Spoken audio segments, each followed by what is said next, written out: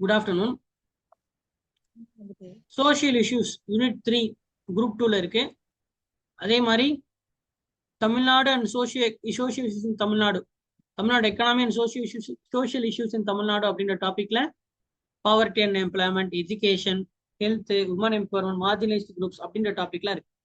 அதுல இந்த first topic பாருங்க, பாப்புலேஷன் எக்ஸ்ப்ளோஷன். சரியா? ஜனத்தொகை வெடிப்பு, இது எல்லாமே பாப்புலேஷன் சம்பந்தப்பட்ட விஷயங்கள். சைல்டு லேபர், விமன், பொதுவாகவே சமூக பிரச்சனைகள்னாலே இது எல்லாமே வரும். சோசியல் இஷ்யூஸ் அப்படின்றத எப்படி நம்ம பார்க்கலாம் அப்படின்றத நான் இப்ப சொல்றேன் பாருங்க. ஃபர்ஸ்ட் எதெல்லாம் சமூக பிரச்சனைகள் அப்படின்னு கேட்டீங்கன்னா, மக்கள் தொகை, சரியா, பாப்புலேஷன் இஷ்யூஸ் அப்படின்ற ஒரு ப்ராப்ளம் வரும். அடுத்தது விமன் அவங்க சம்பந்தப்பட்ட பிரச்சனைகள். அடுத்து குழந்தைகள் சம்பந்தப்பட்ட பிரச்சனைகள். அடுத்து கல்வி, எஜுகேஷன், அதுல என்ன பிரச்சனை இருக்கு, சமூக பிரச்சனை. ஆரோக்கியம், ஹெல்த், சானிடேஷன், சுகாதாரம், சுத்தம். சரியா? அடுத்து நலிவடைந்த சமூகம், மார்ஜினலைஸ்டு குரூப், நலிவடைந்த சமூகங்கள், நலிவடைந்த மக்கள். சரியா? மைனாரிட்டிஸ். ஸோ இதுதான் பேசிக்கான விஷயம். இப்ப இவங்களை இந்த பிரச்சனைகளை சரி செய்வதற்கு எப்படி படிக்கணும்? முதல்ல என்ன ப்ராப்ளம்ஸ் இருக்கு, ஸ்டாட்டிஸ்டிக்ஸ் பார்த்துக்கணும். ஸ்டாட்டிஸ்டிக்ஸ் ரொம்ப முக்கியம். புள்ளியியல் விவரம். இப்போ பெண்கள் பாதிப்படைகிறாங்கன்னா எத்தனை பெண்கள் பாதிப்படைகிறாங்க, குழந்தை தொழிலாளிகள் இருக்காங்கன்னா எத்தனை குழந்தை தொழிலாளிகள் இருக்காங்க, யார் எங்கெங்க இருக்காங்க அப்படின்ற புள்ளியியல் விவரம் தேவை. அதுக்கப்புறம் கவர்மெண்ட் என்ன ஸ்டெப் எடுத்திருக்கு, ஏதாவது பாலிசி, கொள்கைகள் போட்டிருக்கா, சட்டங்கள் போட்டிருக்கா, சரிங்களா, என்ன விதமான சட்டங்கள் இருந்தாலும் அதை பத்தி படிச்சிடணும். அடுத்தது அவர்கள் தொடர்பான ஆணையங்கள், ஏதாவது முடிவு எடுக்கிறதுக்குன்னு சொல்லி ஆணையமோ இல்ல குழுக்களோ, கமிட்டியோ இல்ல வாரியங்களோ, ஆணையங்கள், குழுக்கள், வாரியங்கள் ஏதாவது இருக்குதா அப்படின்னு பாத்துக்கணும். சரிங்களா? இதை படிச்சுட்டு நம்ம இந்த ஆஸ்பெக்ட் எல்லாம் படிக்கணும், வேற ஒண்ணும் கிடையாது. கொஸ்டின்ஸும் ப்ரிலிம்ஸ் குரூப் 2 ஏக்கும் சரி குரூப் 2க்கும் சரி இந்த ஆஸ்பெக்ட்ல கேட்பாங்க. அப்ப முதல்ல என்ன பிரச்சனைன்னு பார்க்கணும், என்னென்ன பிரச்சனைகள் இருக்கு, அப்புறம் அது சார்ந்த புள்ளிகள், அது சரி செய்யறதுக்கு அரசாங்கம் எடுத்திருக்கக்கூடிய கொள்கைகள், சட்டங்கள், எல்லா விதமான ஸ்டெப்ஸ். அதுக்கு அரசாங்கம் ஏதாவது ஆணையம் அமைச்சிருக்கா, குழுக்கள் அமைச்சிருக்கா, வாரியம் இருக்கா, எப்படி இந்த பிரச்சனையை சால்வ் பண்ணுது, ஹவு அட்ரஸ் பண்றது, எப்படி அட்ரஸிங் த இஷ்யூ, அதற்கான தீர்வுகளை அரசாங்கம் எப்படி எடுக்குது அப்படின்றத படிச்சீங்கன்னா இந்த ஏரியா முடிஞ்சு.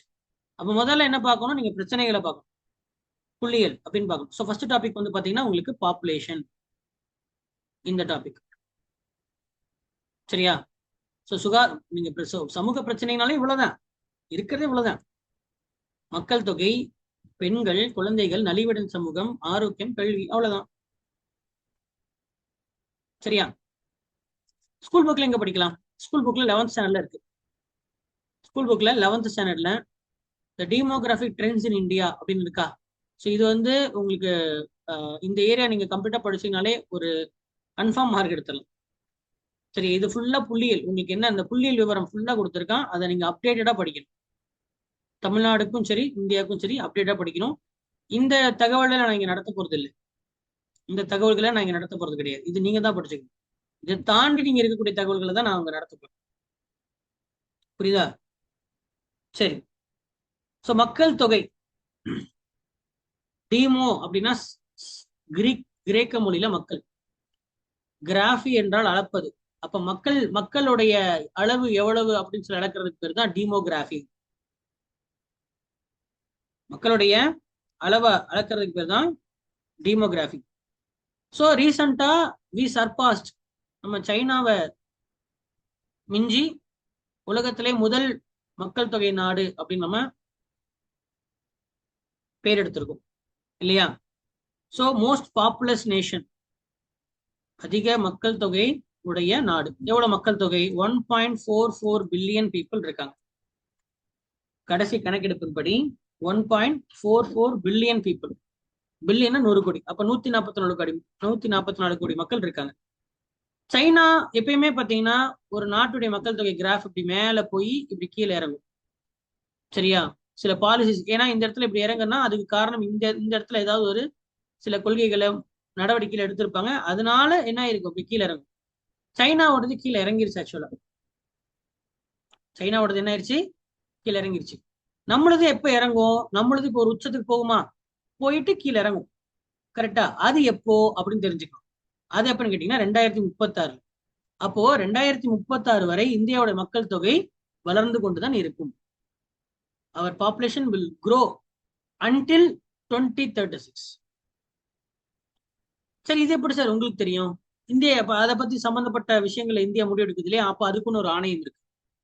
மக்கள் தொகைக்கான தேசிய ஆணையம், நேஷனல் கமிஷன் ஆன் பாப்புலேஷன், மக்கள் தொகைக்கான தேசிய ஆணையம். முதல்ல எப்ப ஸ்டெப் எடுத்தாங்க இந்தியாவுல மக்கள் தொகைக்குன்னு சொல்லி ஸ்டெப் எடுத்தது எப்போ? 1871 எடுத்தாங்க. மாயோ என்பவரால் எடுக்கப்பட்டது. மாயோ அப்படின்றவர் வைசராயா இருந்தபோது எடுக்கப்பட்டது. சரியா, அதன் அடிப்படையில 1871 to 2 71 to 72 first step for census. ஆனா அது அபிஷியல் கேட்டீங்கன்னா அபிஷியலா எடுக்கல. ஸ்டெப் முதல் நடவடிக்கை எடுத்தாங்க. ஃபர்ஸ்ட் அபிஷியல் சென்சஸ்ங்கிறது 1881 நடந்தது. First official census. சரியா, அன்னில இருந்து பாத்தீங்கன்னா ஒவ்வொரு 10 ஆண்டுக்கு ஒன்று, ஒரு டிகேடுக்கு ஒன்று எடுத்துட்டு வந்தாங்க. அப்ப கடைசியா நடத்தப்பட்ட சென்சஸ்ங்கிறது 2011. ஏன் 2021 நடத்த வேண்டிய சென்சஸ் கொரோனானால தள்ளி போயிடுச்சு. கொரோனானால தள்ளி போச்சு. ஸோ நமக்கு தெரியும், இங்க பாத்தீங்கன்னா இந்த ஸ்கூல் புக்ல உங்களுக்கு டேட்டா கொடுத்துருப்பாங்க. 1921 இயர் ஆஃப் கிரேட் டிவைட்னு சொல்லுவாங்க. சரியா, அதுக்கப்புறம் இயர் ஆஃப் பாப்புலேஷன் எக்ஸ்ப்ளோஷன்ங்கிறது 1961. 2001 100 கோடி மக்கள் தொகையை நம்ம அடைஞ்சிருக்கோம். 100 கோடி முதல்ல அடைஞ்சது எப்போ? 2001 சென்சஸ்ல. 1961 தான் இயர் ஆஃப் பாப்புலேஷன் எக்ஸ்ப்ளோஷன், அதாவது மக்கள் தொகை வெடிப்பு அப்படின்றது 1961 நடக்க தொடங்கியது. அப்போ நம்ம மக்கள் தொகை அதிகரிச்சுட்டே போகுது அப்படின்னா ஏன் இந்தியாவில் அப்படி நடக்குது அப்படின்றத தெரிஞ்சுக்கிறதுக்கு ஃபர்ஸ்ட் நீங்க ஒரு விஷயம் புரிஞ்சுக்கணும். பிறப்பு விகிதம். 1000 பேர் இந்தியாவில் இருக்காங்கன்னா 1000 பேத்துக்கு எத்தனை குழந்தை பிறக்குது? 3 குழந்தை பிறக்கலாம், இல்ல 13 குழந்தை பிறக்கலாம், 130 குழந்தை பிறக்கலாம், எவ்வளவு வேணா பிறக்கலாம், இல்ல 1000க்கு 1000 கூட பிறக்கலாம். இப்ப 1000 பேத்துக்கு எத்தனை குழந்தை பிறக்குது அப்படின்றது பிறப்பு விகிதம். அதுவே இந்தியாவில் இருக்கக்கூடிய 1000 பேத்துக்கு 1000 பேருக்கு எத்தனை பேர் இறந்து போறாங்க அப்படின்றது இறப்பு விகிதம். இதை க்ரூடு பர்த் ரேட் என்று அழைப்பார்கள். சுருக்கமா சொன்னா CBR, CDR, crude death rate.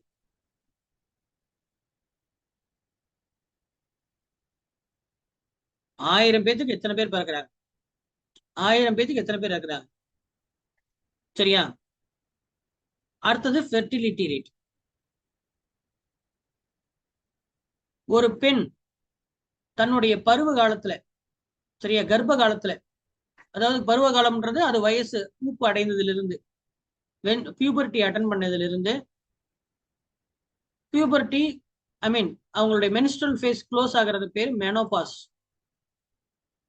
பொதுவா இது ஒரு 14 வயசுல இருந்து 48 50 வயசு வரைக்கும் வச்சுக்கலாம். இதுதான் ஃபெர்டைல் பீரியட்ஸ். இந்த ஃபெர்டைல் பீரியட்ல இந்தியாவுல எத்தனை பெண்கள் எத்தனை குழந்தைகளை பெற்றுக்கிறாங்க? ஒரு சிலர் 2 குழந்தை பெற்றுக்கலாம், ஒரு சிலர் 3 குழந்தை பெற்றுக்கலாம், ஒரு சிலர் 4 குழந்தை பெற்றுக்கலாம், ஒரு சிலர் 6 குழந்தை பெற்றுக்கலாம், இல்ல ஒருத்தர் ஒரு குழந்தை நிப்பாட்டிக்கலாம். ஸோ இந்த இது இருக்கு இல்லையா, இதுக்கு பேர் தான் டோட்டல் ஃபெர்டிலிட்டி ரேட். அப்ப இந்தியாவுல தன்னுடைய பருவ காலத்துல, சரியா, தன்னுடைய பருவ காலத்துல எத்தனை குழந்தைகள் பெற்றுக்கிறாங்க ஒரு பெண் அப்படின்றது தான் என்னது, டோட்டல் ஃபெர்டிலிட்டி ரேட். சுருக்கமா சொன்னா டிஎஃப்ஆர். TFR in India. ஏன்னா நம்ம லைவ் டேட்டா நமக்கு தேவைப்படும். Total fertility rate.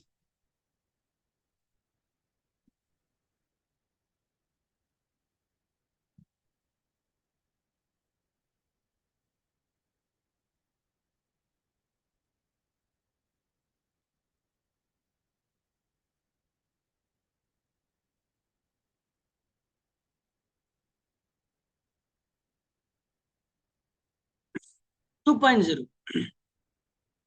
இந்தியாவோட டிஎஃப்ஆர் எவ்வளோ? 2.0. அதாவது இரண்டு குழந்தைகளை பெற்றுக்கிறாங்க. 2 குழந்தைகளை பெற்றுக்கிறாங்க. அதுதான் டோட்டல் ஃபெர்டிலிட்டி ரேட். சரி, அடுத்தது எத்தனை குழந்தைகளை பெற்றுக்கிட்டா? இது போல அப்போ ஒரு பெண், ஒரு விமன், இந்தியாவில் ஒரு பெண் சராசரியா 2.0 குழந்தைகளை பெற்றுக்கிறாங்க. அப்படி பெத்துக்கிறதுக்கு என்ன எண்ணிக்கை? டிஎஃப்ஆர்னு சொல்லுவாங்க. எத்தனை குழந்தை பெத்துக்கிட்டா மக்கள் தொகை அப்படியே இருக்கும்? இப்ப இந்தியாவில 144 கோடி மக்கள் இருக்காங்களா? இந்தியாவில் இருக்கக்கூடிய எத்தனை பெண்கள் எவ்வளவு குழந்தைகளை பெத்துக்கிட்டா 144 கோடிங்கிறது அப்படியே இருக்கும், மாறாது. ஏன்னா கம்மியா பெத்துக்கிட்டாங்கன்னா பாப்புலேஷன் கம்மியாகும், அதிகமா பெத்துக்கிட்டாங்கன்னா பாப்புலேஷன் அதிகமாகும். ஆனா எதுவுமே நடக்காம அப்படியே மெயின்டைன் ஆகணும். அப்படின்னு என்ன? அப்ப ரீப்ளேஸ்மெண்ட். ரீப்ளேஸ்மெண்ட் புரியுதா? அப்போ ரீப்ளேஸ்மெண்ட் ஃபெர்டிலிட்டி ரேட் அப்படின்றது ஒரு தாய் எத்தனை குழந்தைகள் பெத்துக்கிட்டா இந்திய மக்கள் தொகை அப்படியே இருக்கும் அப்படின்றது ஆர்எஃப்ஆர். டோட்டல் சேர்த்துக்கிட்டா டிஆர்எஃப்ஆர். டிஎஃப்ஆர் என்ன பாத்துட்டீங்களா?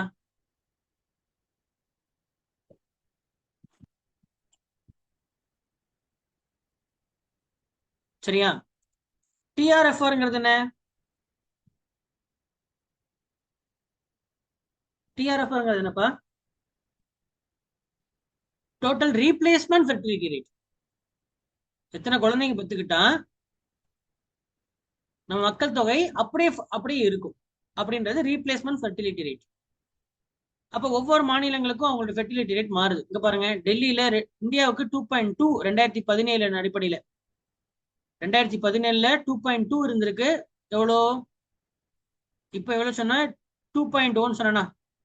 இப்ப எத்தனை குழந்தைகள் பெத்துக்கிறாங்க ஒரு தாய்மாருங்கிறது டிஎஃப்ஆர். 2017 2.2 இருந்திருக்கு, 2020 2 மாறி இருக்கு. அப்ப என்ன அர்த்தம்? தாய்மார்கள் தங்களை குழந்தைகளை பெத்துக்கிறது கம்மி பண்ணியிருக்காங்க. சரி, டெல்லியில எவ்வளவு இருக்கு? 1.5. அப்ப டெல்லியில இருக்கக்கூடிய தாய்மார்கள் எவ்வளவு குழந்தைகள் பெத்துக்கிறாங்க? 1.5 குழந்தை தான் பெத்துக்கிறாங்க. அதாவது ஒருத்தர் 2 பெத்துக்கிறாங்க, ஒருத்தர் 1 பெத்துக்கிறாங்க. ஓவராலா பார்க்கும்போது 1.5 அதே எப்படி சார் 1.5 குழந்தை, பாதி குழந்தை எப்படி சார்? அப்படி கேட்க கூடாது. ஒரு பெண்ணு நம்ம கணக்கு எடுக்கல. மொத்த பெண்கள் எத்தனை பேர் இருக்கிறாங்க, மொத்த குழந்தைகள் எத்தனை இருக்கு அப்படின்னு வகுத்தா டெசிமல்ல தான் வரும். சரியா? அப்படி வகுத்தா எப்படி வரும்? டெசிமல்ல வரும். இப்ப தமிழ்நாட்டுல எவ்வளவு இருக்காங்க பாருங்க. தமிழ்நாட்டுடைய டிஎஃப்ஆர் எவ்வளவு? 1.6. தமிழ்நாட்டுடைய டிஎஃப்ஆர் எவ்வளவு? 1.6. 2017 அடிப்படையில 1.6 இருக்கு. தமிழ்நாடு 1.6. சரியா? அப்ப டிஎஃப்ஆர் எந்த அளவுக்கு முக்கியமோ டிஆர்எஃப்ஆர் ரொம்ப முக்கியம். என்ன சார் சொல்றீங்க? அப்போ யாருமே குழந்தை பெத்துக்கலன்னு வச்சுக்கோங்களேன், குழந்தை பெத்துக்கக்கூடிய தன்மை குறைஞ்சிருச்சுன்னா, இல்ல நிறைய குழந்தைகள் பெத்துக்கலன்னா இந்தியாவுக்கு நல்லதா கெட்டதா அப்படின்னு கேட்டா கெட்டது. ஏன்னா மக்கள் தொகையே இருக்காது. அப்புறம் எதை வச்சு நீங்க அரசாங்கமே பண்ணுவீங்க? இல்ல முதுமை நிறைந்த மக்களா மாறிடுவாங்க இல்லையா? அப்ப முதல்ல இதை நீங்க என்னன்னு புரிஞ்சுக்கணும். அப்ப இதுக்கு பேர் தான் டீமோகிராபிக் ட்ரெண்ட். டீமோகிராபிக் ட்ரெண்ட். ஒரு நாட்டுல மக்கள் தொகை எப்படி இருக்கு அப்படின்னு தெரிஞ்சுக்கிறதுக்கு அதுதான் நம்ம ட்ரெண்ட்னு சொல்றோம். அடுத்தது அந்த மக்கள் தொகையில யார் யார் என்னென்ன வயசுல இருக்காங்கிறது டீமோகிராபிக் டிவிடெண்ட்.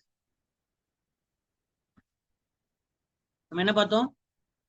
மக்கள் தொகையை தெரிஞ்சுக்கிறதுக்கு 4 பீரியடுகள் வேணும். ஒண்ணு, எவ்வளவு பேர் பிறக்கிறாங்க, 1000 பேத்துக்கு எவ்வளவு பேர் பிறக்கிறாங்க, 1000 பேத்துக்கு எவ்வளவு பேர் இறக்குறாங்க, அந்த நாட்டில் இருக்கக்கூடிய தாய்மார்கள் எவ்வளவு குழந்தைகள் பெத்துக்கிறாங்க, எவ்வளவு குழந்தைகள் பெத்துக்கிட்டா அந்த பாப்புலேஷன் அப்படியே இருக்கும். சிபிஆர், சிடிஆர், டிஎஃப்ஆர், டிஆர்எஃப்ஆர் 4 தான். அடுத்து இதை வச்சு நம்ம என்ன பண்ணலாம்? அந்த மக்கள் தொகையோடைய இப்ப பர்த் ரேட் இன்க்ரீஸ் ஆகுதுன்னு வச்சுக்கோம், பிறப்பு விகிதம் இன்க்ரீஸ் ஆகுது. பர்த் ரேட்டு இன்க்ரீஸ் ஆகுது. அப்ப பாப்புலேஷன் என்ன ஆகும்? இன்க்ரீஸ் ஆகும். டெத் ரேட்டு டிக்ரீஸ் ஆகுது. அப்ப என்ன ஆகும்? அப்பயும் பாப்புலேஷன் இன்க்ரீஸ் ஆகும். என்ன சாகுறான்? யாரும் சாகலைன்னா என்ன ஆகும்? மக்கள் தொகை அதிகரிக்க தானே செய்யும். ஆமாவா இல்லையா? ஃபெர்டிலிட்டி ரேட் அது இன்க்ரீஸ் ஆச்சுன்னா அப்பயும் மக்கள் தொகை இன்க்ரீஸ் ஆகும்.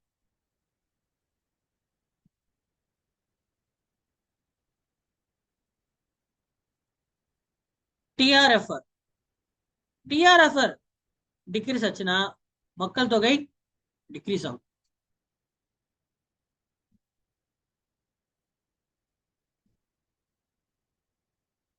எஃப்ஆருக்கு ஆப்போசிட் டிஆர்எஃப். பர்த் ரேட்க்கு ஆப்போசிட் டெத் ரேட்.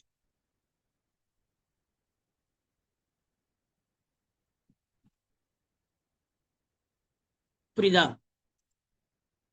பர்த் ரேட்டுக்கு ஆப்போசிட் டெத் ரேட்.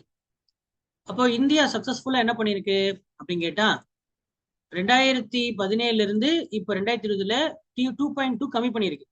அப்போ ஒரு 5-6 வருஷத்துல தாய்மார்கள் தங்கள் பிறக்கக்கூடிய குழந்தைகள் 3 குழந்தைகளை பெற்றுக்கிற இடத்துல 2 குழந்தைகள் தான் பெற்றுக்கிறாங்க. முதல்ல இந்த பாப்புலேஷனுடைய ஃபீச்சர் என்ன, இந்தியாவில் எப்படி இருக்கு பாப்புலேஷன் சுதந்திரம் அடைஞ்சதுல இருந்து? ஃபீச்சர்ஸ் ஆஃப் இந்தியா அப்படின்னு எடுத்துட்டா இப்போ நம்ம கணக்குப்படி 1.44 பில்லியன் இருக்கு. 2001 தான் 100 கோடியை தொட்டுச்சு. 1961 தான் இன்க்ரீஸ் ஆக ஆரம்பிச்சு, எக்ஸ்ப்ளோஷன் அதிகரிக்க தொடங்குது 1961. அப்போ இந்தியாவில் என்னென்ன மக்கள் தொகை சார்ந்த விஷயம் என்ன? இந்தியாவில் மக்கள் அடர்த்தி இருக்கு, பாப்புலேஷன் டென்சிட்டி அதிகமா இருக்கு. பாப்புலேஷன் டென்சிட்டிங்கிறது என்ன கான்செப்ட்? ஒரு சதுர கிலோமீட்டருக்கு எத்தனை மக்கள் இருக்கிறாங்க அப்படின்றது பாப்புலேஷன் டென்சிட்டி. அதுதான் அடர்த்தி.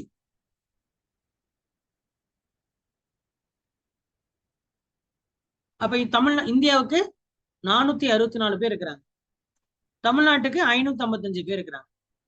ஒரு சதுர கிலோமீட்டருக்கு இந்தியாவுக்கு 464 பேர் இருக்கிறாங்க, தமிழ்நாட்டுக்கு 565 பேர் இருக்கிறாங்க. அப்ப இந்தியாவில மக்கள் அடர்த்தி அதிகமா இருக்கு. அடுத்தது ஸ்கியூடு பாப்புலேஷன். இந்தியாவில் மக்கள் தொகை அதிகமா இருக்குன்னா அது இந்தியா ஃபுல்லா இல்லை, குறிப்பிட்ட சில மாநிலங்களை மட்டும்தான் மக்கள் தொகை அதிகமா இருக்கு. சரியா? குறிப்பிட்ட சில மாநிலங்கள், அதாவது யூபி, பீகார், சரியா, மத்திய பிரதேஷ், ராஜஸ்தான், இந்த மாநிலங்கள்ல தான் மக்கள், அதாவது அங்க இருக்கக்கூடிய பெண்கள்லாம் 3 குழந்தைங்க 4 குழந்தைங்க பெற்றுக்கிறாங்க. அதுவே தென்னிந்திய மாநிலங்கள் தமிழ்நாடு, கேரளா, ஆந்திரா, கர்நாடகா, இந்த மாநிலங்கள்ல 1 குழந்தை 2 குழந்தை பெற்றுக்கிறாங்க. அப்ப இங்க டிஎஃப்ஆரே மாறுமா?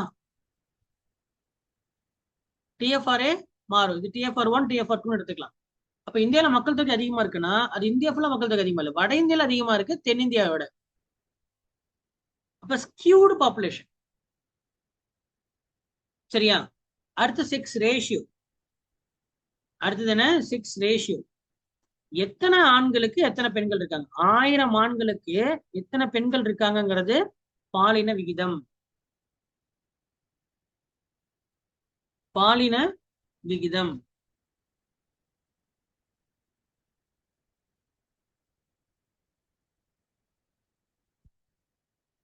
அப்ப ரீசன்ட் ரிப்போர்ட் படி,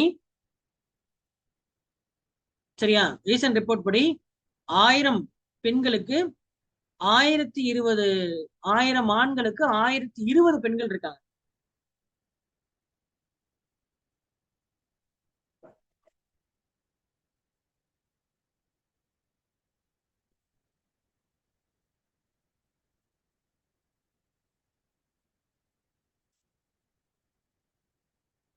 இதுவும் என்ன இருக்கு, அதிகரிச்சுட்டே போயிட்டு இருக்கு.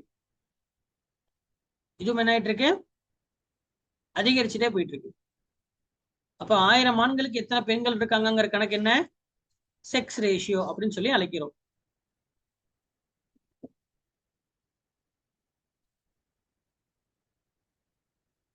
இல்லையா?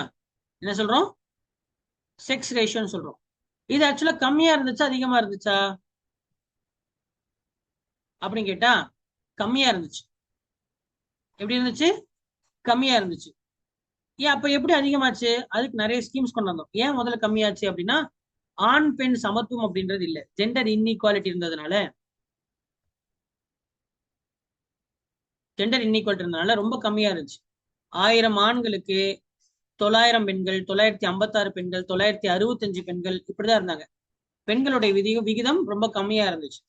ஆனா இப்ப என்ன பண்ணிருக்காங்க, 20 ஆண்டுகளாக 20 இயர்ஸா நிறைய ஸ்டெப் எடுத்து என்ன பண்ணிருக்காங்க, இப்போ ஆண்களோட பெண்களோட எண்ணிக்கை அதிகமாயிருச்சு. பெண்களோட எண்ணிக்கை அதிகமாயிருச்சு. அப்ப இந்தியாவோட ஜனத்தொகைன்னு எடுத்துக்கிட்டீங்கன்னா எப்படி பார்க்கலாம், மக்கள் அடர்த்திங்கிற ஒரு விஷயம் இருக்கு, மக்கள் தொகை எங்க அதிகமா இருக்காங்கிற விஷயம் இருக்கு, அடுத்து ஆண்களுக்கு எத்தனை பெண்கள் இருக்காங்கிற விஷயம் இருக்கு. சரியா, ஆண்களுக்கு எத்தனை பெண்கள் இருக்காங்கிற விஷயம் இருக்கு. சரி, முதல்ல ஏன் மக்கள் தொகை அதிகமாச்சு அதை தெரிஞ்சுக்கணும்னா முதல்ல நம்ம நாடுகளை ஒரு 3 அடிப்படையில பிரிச்சிடலாம். இப்போ ஒரு நாடு வளரா நாடா இருக்கு, அன்டெவலப்டு ஸ்டேட். சில இடத்துல வளரும் நாடா இருக்கு, டெவலப்பிங் ஸ்டேட். சில இடத்துல வளர்ந்த நாடா இருக்கு, டெவலப்டு ஸ்டேட். இப்போ உதாரணத்துக்கு வந்து சூடான், நமீபியா இந்த போன்ற நாடுகள். வளரும் நாடுகள் இப்போ எடுத்துக்கிட்டீங்கன்னா பாகிஸ்தான், இந்தியா. வளர்ந்த நாடுகள் எடுத்துக்கிட்டீங்கன்னா ஜப்பான், நார்வே, இதெல்லாம் வளர்ந்த நாடுகள். வளரும் நாடுகள்ல பர்த் ரேட்டு அதிகமா இருக்கும், டெத் ரேட்டும் அதிகமா இருக்கும். அதாவது நிறைய பேர் பிறப்பாங்க, நிறைய பேர் செத்து போயிருவாங்க. வளரும் நாடுகள்ல பர்த் ரேட் அதிகமா இருக்கும், டெத் ரேட் கம்மியாயிடும். வளர்ந்த நாடுகள்ல பர்த் ரேட்டும் கம்மியா இருக்கும், டெத் ரேட்டும் கம்மியா இருக்கும்.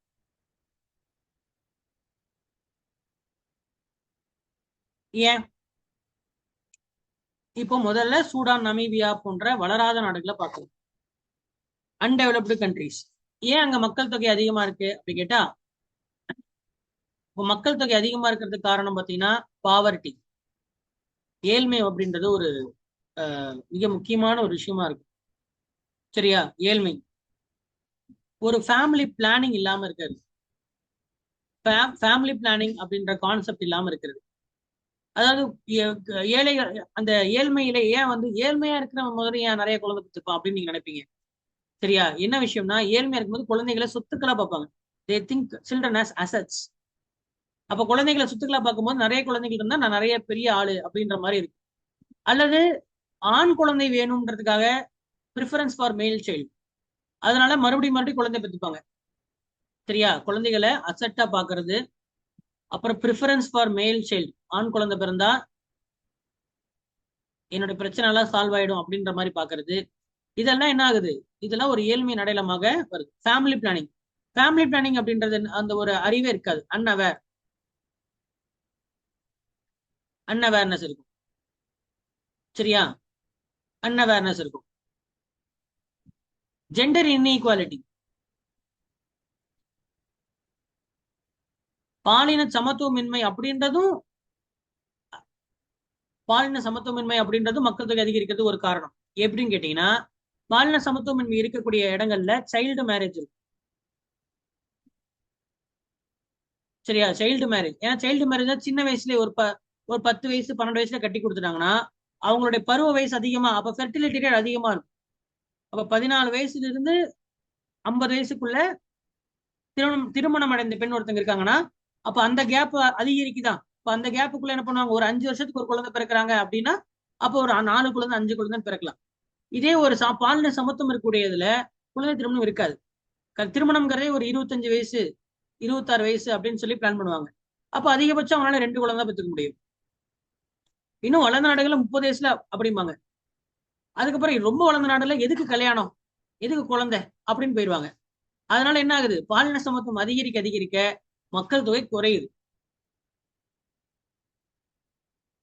பாலின சமத்துவம் குறைய மக்கள் தொகை அதிகரிக்குது. புரியுதா?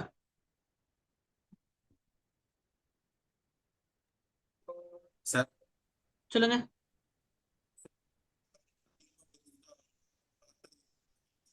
இதை கேட்டீங்களா?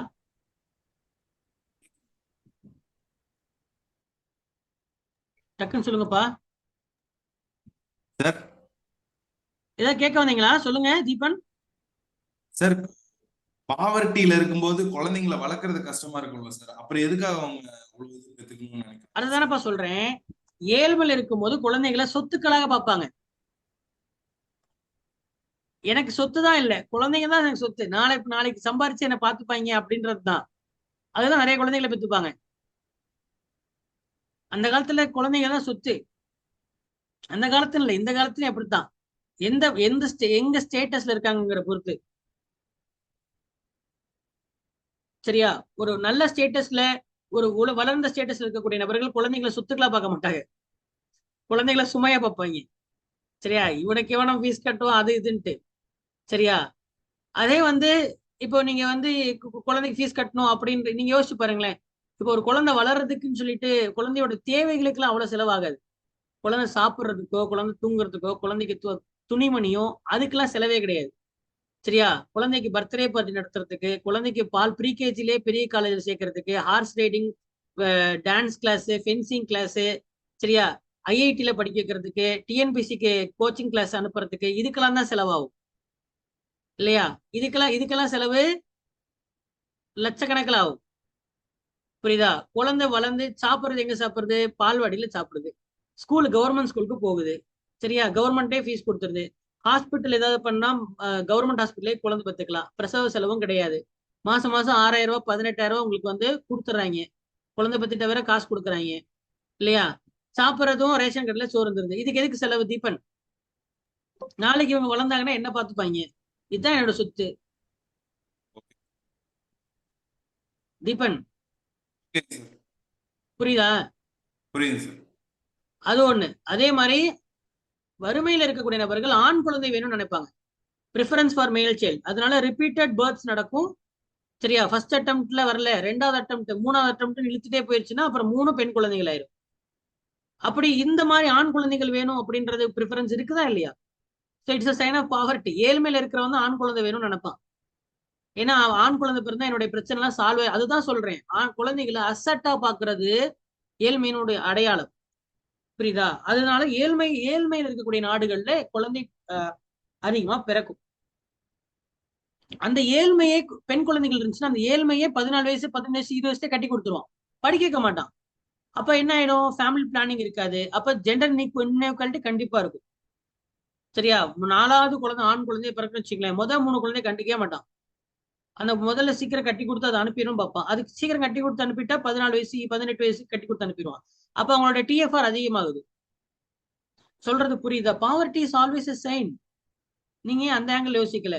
நீங்க இப்போ அதாவது வந்து ஃபீஸ் கட்டணும், காலை கட்டணும் அப்படி யோசிச்சீங்க.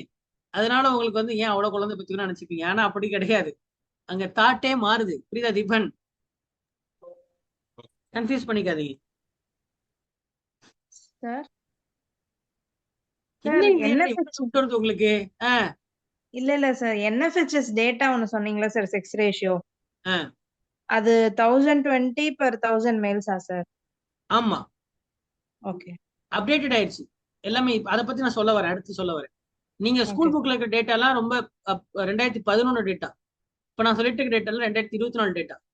அதை பத்தி சொல்ல வரேன், இருங்க நான் முடிச்சிடறேன் இந்த ஏரியா. இப்ப சோசியல் ஃபேக்டர்ஸ் நம்ம என்ன பார்த்துட்டு இருக்கோம்?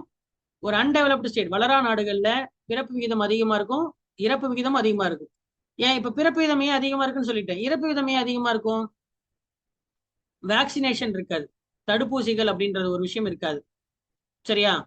அண்ட் அதே மாதிரி அவங்களோட லைவ்லிஹுட், அவங்களுடைய வாழ்விடம் அப்படின்றது சுகாதாரமா இருக்காது, லெஸ் சானிடேஷனோட இருக்கும். அதனால நிறைய தொற்று நோய்கள் வரும்.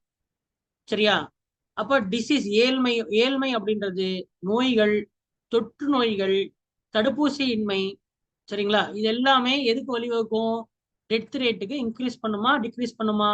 இன்க்ரீஸ் பண்ணும். அப்போ babies were born like rats and died like flies அப்படி சொல்லிடலாம். எலிகளை போல பிறந்து ஈசல்களை போல இறப்பார்கள் அன்டெவலப்டு ஸ்டேட்ல. Babies are born like rats and died like flies. 5 குழந்தை 6 குழந்தை 7 குழந்தை 8 குழந்தை 10 குழந்தை பிறப்பாங்க. ஆனா அதுல 4 தான் உயிரோட இருக்கும், 3 தான் உயிரோட இருக்கும். வளரத்துக்குள்ளே ஊட்டச்சத்து குறைபாடு, லெஸ் நியூட்ரிஷன். சரியா? அதே மாதிரி பாவர்ட்டினால வந்து பாத்தீங்கன்னா இன்ஸ்டிடியூஷனல் டெலிவரி இருக்காது. இன்ஸ்டிடியூஷனல் டெலிவரி, மருத்துவமனைக்கு சென்று பிரசவம் பார்க்கக்கூடிய அந்த இன்ஸ்டிடியூஷனல் டெலிவரி இருக்காது. அதனாலே எம்எம்ஆர் இன்க்ரீஸ் ஆகும், ஐஎம்ஆர் இன்க்ரீஸ் ஆகும். சரியா? பிரசவத்தின் போது தாயும் இறந்து போலாம், குழந்தையும் இறந்து போலாம்.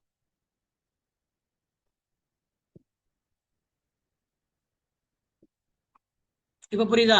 அன்டெவலப்டு ஸ்டேட்ல. டெவலப்டு ஸ்டேட்ல பர்த் ரேட் இன்க்ரீஸா இருக்கும், ஆனா டெத் ரேட் கம்மியாயிடும். இந்தியா போன்ற நாடுகள் என்ன பண்றாங்க, அப்படியே பாருங்க, இது அப்படியே டிக் பண்ணிடுறேன். இந்தியா நாடு ஒரு ஏழ்மை நாடு. ஃபேமிலி பிளானிங் எடுத்தோன்னே எல்லாரும் செஞ்சிடல. 2024 பேசல, 1960 யோசிச்சு பாருங்க. ஃபேமிலி பிளானிங்கா, ஐயோ அப்படின்னு சொல்லிட்டு பயந்து ஓடின காலம். சரியா? கருத்தடை அப்படின்ற விஷயமே என்னன்னே தெரியாது. கான்ட்ராசெப்டிவ்ஸ்னா என்னன்னே தெரியாது. கான்ட்ராசெப்டிவ்ஸ், பெண்கள் வேலைக்கு அனுப்பல. ஜெண்டர் இன்இக்வாலிட்டி அதிகமா இருந்துச்சு, குழந்தை திருமணம் அதிகமா இருந்துச்சு. அதனால பிறப்பு வீதம் அதிகமா இருக்கும். ஆனா கவர்மெண்ட் என்ன பண்ணுச்சு, எல்லாத்துக்கும் தடுப்பூசி போட்டுச்சு. சுகாதாரத்தையும் சுத்தத்தையும் ஆரோக்கியத்துக்கும் ஆக நோய்களை தடுக்கிறதுக்கு நிறைய ஸ்டெப் எடுத்துச்சு. மருத்துவமனைகள்ல குழந்தைகளை பிறப்பதற்காக இந்த ஸ்டெப் எடுத்ததுனால டெத் ரேட் டிராஸ்டிக்கா குறைஞ்சிருச்சு. மக்களுடைய ஆயுள் அதிகமாயிருச்சு, மக்களுடைய ஆயுள் வாழ்நாள் அதிகமாயிருச்சு. ஆனா அது கூடவே பிறப்பு வீதம் அதிகமாயிருச்சு. அதனாலதான் மக்கள் தொகை பெருகிருச்சு. 1961 ஏன் வெடிப்பு நடந்துச்சு அப்படி கேட்டா, அந்த டைம்ல ஹெல்த்துக்கு இம்பார்ட்டன்ஸ் கொடுத்து நோய்களை குறைச்சி மரணத்தை குறைச்சிருக்காங்க. மெடிசனுடைய டெவலப்மெண்ட்னால, மருத்துவமனைகளுடைய உதவியுடன், மருத்துவத்துடன் இறப்பை கம்மி பண்ணிட்டாங்க. ஆனா என்ன கம்மி பண்ண முடியல, சமுதாயத்தை மாற்ற முடியல. சமுதாயத்துல கூட ஏழ்மை, கான்ட்ராசெப்டிவ் கருத்தடை சாதனங்களோ அல்ல பாலின சமத்துவமின்மை அப்படின்றது இல்லாததுனால கிடுக்கு நேரிடுச்சு. 60 கோடியே இருந்தது அப்படியே திடீர்னு 100 கோடியே மாறிடுச்சு. 10 வருஷத்துல அப்படியே டபுள். 4 பேர் பிறந்து 2 பேர் செத்து போயிட்டானா அதே பாப்புலேஷன் இருக்கு. ஆனா 2 பேர் 4 குழந்தை பெற்றுக்கிறாங்க, அதுல 2 குழந்தை செத்து போச்சுன்னா பிரச்சனையே இல்லை, மக்கள் தொகை 50 கோடின்னு அப்படியே இருக்கும். ஆனா யோசிச்சு பாருங்க, ஒரு 10 வருஷத்துல ஆண் பெண் 2 பேரு 4 குழந்தைய பெற்றுக்கிறாங்க, 4மே சாகுல, இவங்க 2 பேர் சேர்ந்து 2. அப்ப 10 வருஷத்துல என்ன ஆகும், 50 கோடி அப்படிங்கிறது 100 கோடியே மாறிடுமா? இவங்க பெக்காமல் இருக்கணும். அப்ப அது மாத்த முடியல அரசாங்கத்தால. பாவர்ட்டி, ஃபேமிலி பிளானிங், ஜெண்டர் இன்இக்வாலிட்டியை மாத்த முடியல. ஆனா வேக்சினேஷன் இதெல்லாம் மாத்தினதுனால டெத் ரேட் கம்மியாயிருச்சு, ஆனா பர்த் ரேட் கூடிடுச்சு. வளர்ந்த நாடு, ஒரு நாடு வளருதுன்னா அப்ப என்ன என்ன என்ன அடையாளம், அங்க என்ன டெவலப்மெண்ட் வரும்? கல்வி, சுகாதாரம், ஜிடிபி, வருமானம். இது 3 தான் ஒரு நாடு வளர்றதுக்கு அடிப்படை. அப்ப நிறைய பேர் படிக்க வைக்கிறாங்க. அப்ப என்ன ஆட்டோமேட்டிக் என்ன குறையும், இன்இக்வாலிட்டி குறையுமா? பாரபட்சம், வறுமை, உயர்ந்தவன் தாழ்ந்தவன், ஏழை பணக்காரனுக்கு இடையே இருக்கக்கூடிய விஷயங்களை கம்மி பண்ணும். பாலின சமத்துவத்தை அதிகரிக்கும், குழந்தை திருமணத்தை கம்மி பண்ணும், வறுமையை ஒழிச்சிடும். கல்விதான் வறுமையை ஒழிக்கும். புரியுதா இல்லையா? வறுமையை ஒழிக்கிறதுக்கு அடிப்படை விஷயம் என்னது, ஆயுதம் கல்விதான். அதுக்கப்புறம் வேலை வாய்ப்பின்மை, அன்எம்ப்ளாய்மெண்ட் ரேட்டு கம்மி பண்ணும். படிச்சானா அவன் வேலை இருக்கும்ல, படிக்கலாம் தானே வேலை இருக்காது. ஆமாவா இல்லையா? ஏழ்மையிலிருந்து வெளிவரதுக்கு அடிப்படை காரணம் கல்விதான். அப்ப கல்வியை ஒரு நாடு அதிகம் நல்லா கொடுத்துருச்சுனாலே, நல்ல கல்வியை கொடுக்கக்கூடிய நாடு வறுமை இல்லா நாடா இருக்கும், ஏழை இல்லா நாடா இருக்கும். அடுத்து ஆரோக்கியம், நல்ல ஆரோக்கியத்துல நம்ம வாழ்நாள் அதிகரிச்சிடும். ஆனா இது அடுத்தது ஜிடிபி. இந்தியாவுடைய ஜிடிபி அதிகரிக்கிறதுனால பர் கேபிட்டா இன்கம், தனிநபர் வருமானம்ங்கிறதும் அதிகரிக்கும். தனிநபர் வருமானம். அப்ப இது 3ம் இந்தியா அடைஞ்சுக்கிட்டே இருக்கு. அடைஞ்சிட்டே இருக்கனால எது வரைக்கும் உச்சம், எது வரைக்கும் வளர்ச்சி குறையுன்றேன், 2036 வரைக்கும் தான் இந்தியாவுடைய மக்கள் தொகை பெருகும். அப்படியே போய் 170 கோடின்னு போய் தொடும். தொட்டதுக்கு அப்புறம் அதுக்கப்புறம் வளரவே வளருது, அவ்வளவுதான், அதோட கிராஃப் முடியுது. அதுக்கப்புறம் 2046, 2056, 2060 சரியா, நான் முதல்ல என்ன சொன்னேன், நாம் இருவர் நமக்கு இருவர், நாம் இருவர் நமக்கு ஒருவர். அடுத்து என்ன ஆயிரும், 2036 நாமே இருவர் நமக்கு எதுக்கு இன்னொருவர் அப்படின்னு மாறிடும். அப்புறம் அதுக்கப்புறம் நான் ஒருவர் எனக்கு எதுக்கு இன்னொருவர், தனித்தனியாவே இருந்துக்கலாம் அப்படின்னா அப்படி என்ன ஆயிரும், அப்படியே இப்படி குறைஞ்சிடும். 1961 பிரேக் அவுட் ஆச்சு. 2001, 1961, 1921, சரியா? இப்போ 2024, 2036 வரைக்கும் போகும். இதுதான் பிரேக் டைம். அது வரைக்கும் ஒரு 160 கோடி போலாம், இல்ல 170 கோடி போலாம். அதுக்கப்புறம் அப்படியே குறைஞ்சி 120, அப்படியே என்ன குறையும்? 140 கோடி. 2056, 2066 என்ன ஆயிடும்? மறுபடியும் 80 கோடி 100 கோடி குறைஞ்சது. அப்போல டிஎன்பிஎஸ்சி இவ்வளவு காம்படிஷன் இருக்காது. சரியா? ஈஸியா மார்க் வாங்கி பாஸ் ஆயிடலாம். ஓகேவா? ஆமா. அப்ப டிஎஃப்ஆர் பர்த் ரேட்டும் கம்மியாயிரும், டெத் ரேட்டும் கம்மியாயிரும், டிஎஃப்ஆரும் கம்மியாயிரும், டிஆர்எஃப்ஆரும் கம்மியாயிரும். நானும் கம்மியாறனால என்ன ஆயிடும்? வளர்ந்த நாடுகள்ல மிகப்பெரிய ஒரு பிரச்சனை வந்துடும். அது என்ன சார் பிரச்சனை? மக்கள் தொகை கம்மியான நல்லது தானே நினைப்பீங்க. அதுதான் கிடையாது. மக்கள் தொகை கம்மியாச்சுன்னா அந்த நாடு தத்தளிக்க ஆரம்பிச்சு. அது என்ன? அதை பத்தி தெரிஞ்சுக்கிறதுக்கு தான் டீமோகிராபிக் டிவிட். இப்ப நம்ம பார்த்ததுல டீமோகிராபிக் ட்ரெண்ட், நம்ம பார்த்தது இவ்வளவு நேரம் டீமோகிராபிக் ட்ரெண்ட். டீமோகிராபிக் டிவிடெண்ட் அப்படின்னா மக்கள் தரக்கூடிய பங்கு. டிவிடெண்ட்னா பங்கு. சரியா? எந்த மக்கள் நமக்கு பயனுள்ள மக்கள்? நாட்டிற்கு பயனுள்ள மக்கள். இப்ப மக்களை எப்படி பிரிக்கலாம்? குழந்தை, யங், அடல்ட், ஓல்டு அப்படின்னு 3ஆ பிரிக்கலாமா? குழந்தைகள் எப்படி பிரிக்கலாம்? குழந்தைகள் மக்கள் எப்படி பிரிக்கலாம்? குழந்தை பருவம், முதிர் பருவம் அப்படின்னு பிரிக்கலாம். அதுல ஒரு நாட்டுல இப்ப எப்படி பர்சன்டேஜ்ல பாத்துருவோமா? 100%ல குழந்தைகள் அப்படின்றது 20%, அடல்ட் அப்படின்றது 50%, ஓல்டுங்கிறது 30%. இது ஆப்ஷன் ஏ. அடுத்த ஆப்ஷன் பி, குழந்தைகள் 50%, சரியா? Adult 25%, old 25%. ஆப்ஷன் சி, குழந்தைகள் 35%, முதிர் பருவம் 35%, ஓல்டு 30%. இப்படிதான் இருக்காங்க. இப்போ நீங்க இப்ப ஏ உருப்பிடுமா, பி உருப்பிடுமா, சி உருப்பிடுமான்னு சொல்லுங்க. எந்த நாடு உருப்பிடும்? உருப்பிடும் மீன்ஸ் நல்லது. B sir. பியா? இது உருப்பிடும். எந்த நாடு கவுள போகுது?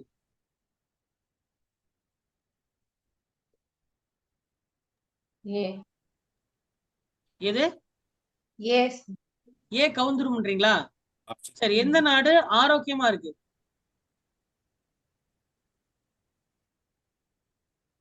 சி. அப்போ புரியுதா எதை வச்சு சொல்றீங்க? இப்ப அதை விளக்குங்க. சரி, ஏல வந்து யங் வந்து 20% தான் யங் இருக்காங்க. 20% தான். சரியா? 10ல 2 பேர் தான் குழந்தை, 10ல 5 பேரு அடல்ட், 10ல 3 பேர் முதிர். குழந்தையும் சரி, சரியா? குழந்தையும் சரி, முதிர் பருவமும் சரி, ரெண்டு பேருமே நாட்டுக்கு செலவு. நாட்டுக்கு செலவு. அடல்ட் தான் நாட்டுக்கு லாபம். ஏன்னா அடல்ட் தான் வேலைக்கு போறான், சம்பாதிக்கிறான், டாக்ஸ் கட்டுறான். குழந்தை டாக்ஸ் கட்டல, முதிர் பருவமும் டாக்ஸ் கட்டல. அப்போ ஒரு நாடு வளரணும்னா டாக்ஸ் வேணும், வருமானம் வேணும். நேற்று பார்த்தோம்ல பட்ஜெட், அந்த ரெவென்யூ அப்படின்றச்சுல, அந்த ரெவென்யூ அப்படின்றது எல்லாமே வர்றது எல்லாமே இந்த அடல்ட் இருந்து வருது. எக்ஸ்பெண்டிச்சர்னு ஒண்ணு போகுது பாருங்க, அதெல்லாம் போறது குழந்தைகளுக்கும் ஓல்டுக்கும் போகுது. வருமானம் எங்கிருந்து வருது? அடல்ட் கிட்ட இருந்து வருது. செலவு எங்க போகுது? ஓல்டுக்கும் எங்குக்கும் தான் போகுது. ஆமாவா? அப்படிதானே? ஒரு வீட்டுல யார் வருமானம்? இப்ப உதாரணத்துக்கு ஒரு வீட்டுல ஒரு 4 பேர் வேலைக்கு போறாங்க. சரியா? அப்பா வேலைக்கு போறாரு, அம்மா வேலைக்கு போறாங்க, பையனும் வேலைக்கு போறாங்க, தங்கச்சி வீட்டுல குழந்தை. சரியா? தங்கச்சி வேலைக்கு போல. அதே மாதிரி இந்த பையனுக்கு ஒரு பையன் இருக்கான், ஒரு குழந்தை இருக்கான். சரியா? இப்ப 3 பேர் சம்பாதிக்கிறாங்க, மனைவி வேலைக்கு போறாங்க. அப்போ தாத்தா, பாட்டி, மகன், மனைவி, குழந்தை, தங்கை. இந்த பையனுக்கு தங்கை. இப்போ 4 பேர் வேலைக்கு போறாங்க. அப்ப இந்த ஃபேமிலி இந்த ஃபேமிலி எப்படி இருக்கும்?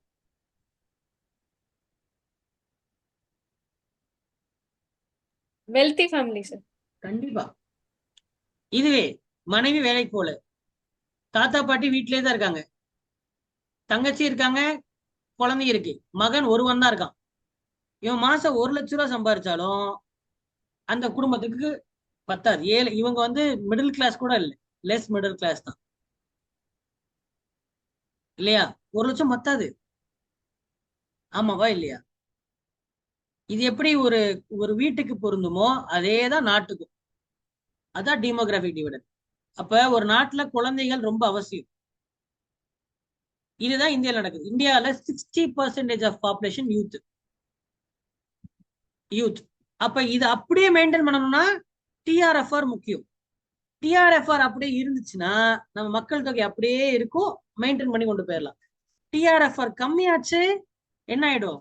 அந்த 60% யூத் இப்ப ஒண்ணு இல்லை, நம்ம சமுதாயம் நாளைக்கு குழந்தைய பத்துக்கலன்னா யோசிச்சு பாருங்க. எல்லாரும் ஒவ்வொரு குழந்தைய பத்துக்கிட்டோம்.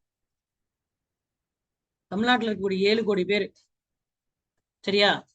அப்பனா ஒரு 3.5 கோடி கப்புள்ஸ் இருக்காங்க வச்சுப்போமா, 8 வச்சுப்போம். அப்ப ஈஸியா இருக்கும். 8 கோடி, தமிழ்நாட்டுல 8 கோடி பேரு, அப்ப 4 கோடி கப்புள்ஸ் இருக்காங்க வச்சுப்போம். ஓகேவா? 4 கோடி பேர்ல, ஓகேவா, 4 கோடி பேருமே ஒவ்வொரு குழந்தைய பத்துக்கிட்டா, சரியா, அடுத்து என்ன ஆகும்? 20 வருஷத்துல 8 கோடிங்கிறது 4 கோடியா மாறிடும். வெறும் 20 வருஷம் தான். ஆமாவா இல்லையா? புரியுதா இல்லையா? சம்ரிதா புரியுதா? ஒன்னே ஒண்ணுன்னு பெத்துக்கிட்டீங்கன்னா என்ன ஆயிடும்? அப்படியே 8 crore 4 crore மாறும் வித்தின் 20 to 30 yearsல. 2 பெத்துக்கிட்டீங்கன்னா அப்படியே 8 crore மெயின்டைன் ஆகும். 1.5 பெத்துக்கிட்டீங்கன்னா, இப்போ ஒருத்தர் 2 பெத்துக்கிறான், ஒருத்தர் 1 பெத்துக்கிறான் அப்படின்னா குறைய ஆரம்பிக்கும், 7 கோடியா மாறிடும்.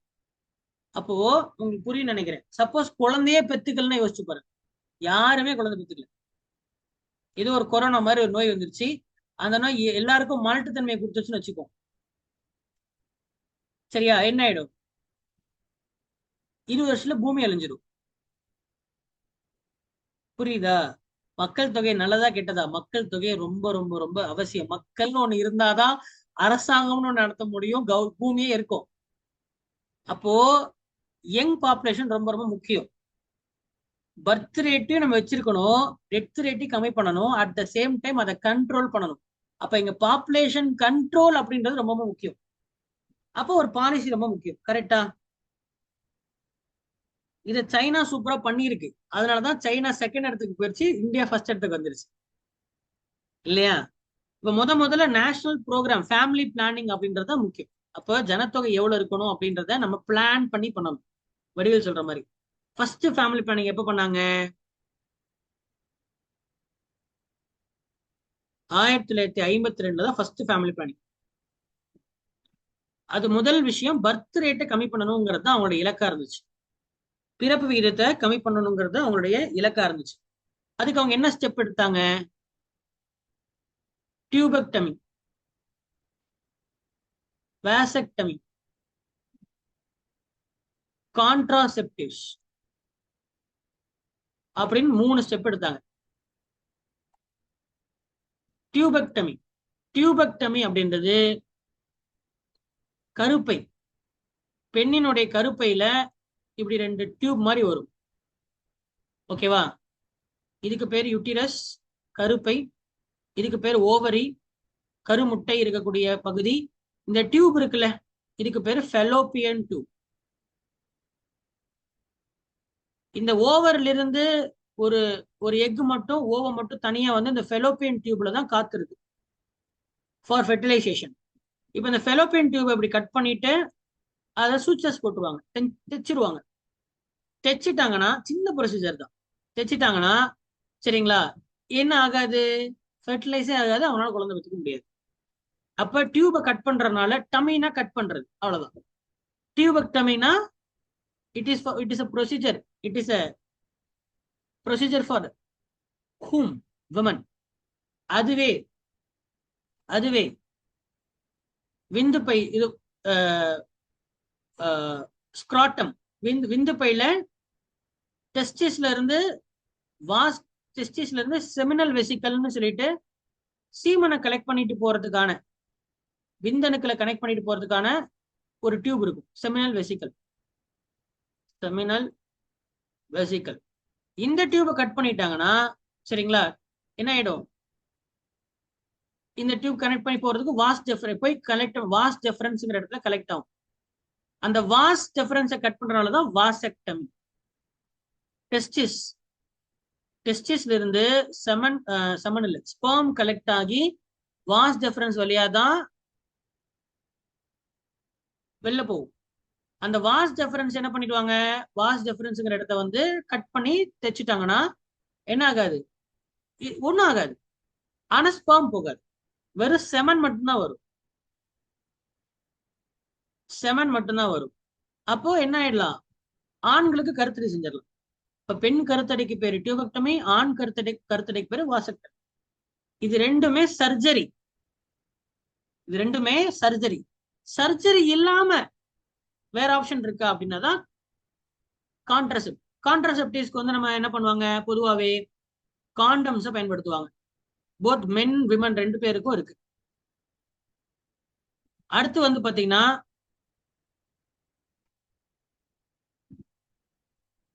Copper tea. காப்பர் டீ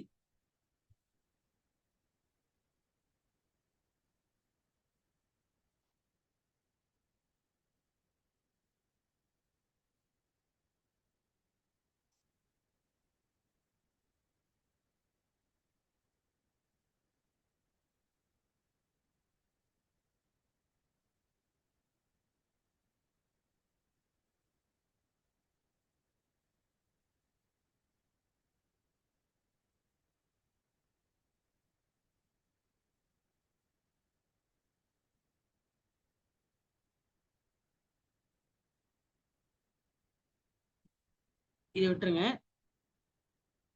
இதுக்கு பதிலாக இன்ட்ரா யூட்டிரன் டிவைஸ் அப்படி எழுதிக்க. கருப்பைக்கு உள் பயன்படுத்தக்கூடிய சாதனங்கள் இன்ட்ரா யூட்டிரின் டிவைஸ். ஒரு கருப்பைக்குள்ள வைக்கக்கூடிய சாதனங்கள் இன்ட்ரா யூட்டிரின் டிவைஸ், ஐயூடின்னு சொல்லுவாங்க. அடுத்து பில்ஸ், மாத்திரைகள் இருக்கு. சரியா, மாத்திரைகள் இருக்கு. சோ இது மூலியமா என்ன பண்ணலாம்,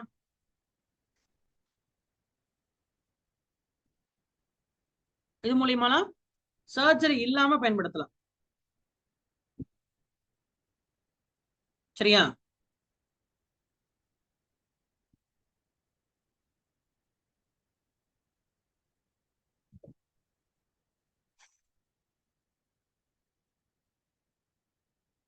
சர்ஜரி இல்லாம நம்மளால என்ன பண்ண முடியும், இந்த இன்ட்ரா யூட்ரின் டிவைஸ்ல வந்து இந்த காப்பர் டீங்கிறது அதுல இருக்கக்கூடிய ஒரு டீ மாதிரி இருக்கும். இந்த மாதிரி இப்படி டீ மாதிரி இருக்கும். இதை உள்ள இன்செர்ட் பண்ணிடுவாங்க. அப்ப இந்த டீ என்ன பண்ணும், இந்த ஃபெலோபியன் டியூப்ல இருந்து ஓவம் வர்றதை தடுத்துரும். அதுக்கப்புறம் இந்த ஒரு நீடில் இருக்கும், அதை வெளில எடுத்துடலாம். வேணும்ன்றப்ப வச்சிடலாம், பிளேஸ் பண்ணிடலாம். வேணான்ற போது சின்ன ஒரு சர்ஜரி கூட கிடையாது, சின்ன ப்ரொசீஜர்ல அதை எடுத்துடலாம் வெளியில. அதான் காப்பர் டீ, அதான் இன்ட்ரா யூட்டிரின் டிவைஸ். சரியா, அது பெர்மனண்டா அது உள்ள இருக்கிற வரைக்கும் ஃபெர்டிலைசேஷனே ஆகாது. ஒரு சின்ன பார்க்க டீ மாதிரி இருக்கும், பார்க்க எப்படி இருக்கும், டீ மாதிரி இருக்கும். அது யூட்ரின்குள்ள வச்சிருவாங்க. இந்த மாதிரி நிறைய ப்ரொசீஜர் இருக்கு, அது இன்ட்ரா யூட்ரின் டிவைஸ்னு சொல்லுவாங்க. ஸோ இதுதான் என்னது, கான்ட்ராசெப்டிவ்ஸ்னு சொல்றாங்க. அப்ப இந்த மாதிரி என்ன பண்ணாங்க, கவர்மெண்ட் ஸ்டெப்ஸ் எடுத்தது, இதை பத்தின அவேர்னஸ் கொண்டு வந்துச்சு. சரியா, அண்ட் இப்பெல்லாம் காமனா 2 குழந்தை பிறந்தாலே ஹாஸ்பிட்டல்ல டியூபெக்டமிங்கிறது கட்டாயம் பண்ணிடுறாங்க. அதுக்கு இப்ப தமிழ்நாட்டுல இது எல்லாருக்குமே தெரியும்னு நினைக்கிறேன். டியூபெக்டமிங்கிறது மேண்டட்டரியா 2 குழந்தை பெற்றுட்டா அடுத்தது கன்ஃபார்ம் அந்த ப்ரொசீஜர் பிரெக்னன்சி முடிஞ்ச உடனேயே டியூபெக்டமி பண்ணிடுவாங்க. அதனால 2 குழந்தைங்க மேல இங்க பெற்றுக்கிறதுக்கு தமிழ்நாட்டுல வாய்ப்பே இல்லை. சரிங்களா, கம்பல்சரி ஹாஸ்பிட்டல் போகாம இருந்து வீட்டுல பெற்றுக்கிட்டேன்னா தான் 3வது வாய்ப்பு இல்லையா. சரி, so what are the benefits? அப்போ நம்ம என்னென்ன பார்த்தாச்சு, ஸ்டாட்டிஸ்டிக்ஸ் பார்த்துட்டோமா,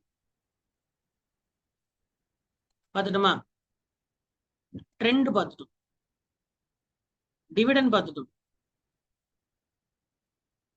சரியா? இன்னும் சொல்ல போனா வளர்ந்த நாடுகள் இருக்குல்ல, அங்க பர்த் ரேட்டே இருக்காது.